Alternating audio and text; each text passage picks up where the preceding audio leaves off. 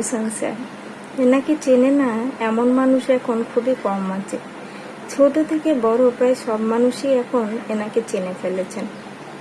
ইনি আমাদের কাছে রিয়েল হিরো, কারণ ইনি অনেক মানুষের দুঃখ মোচন করেন।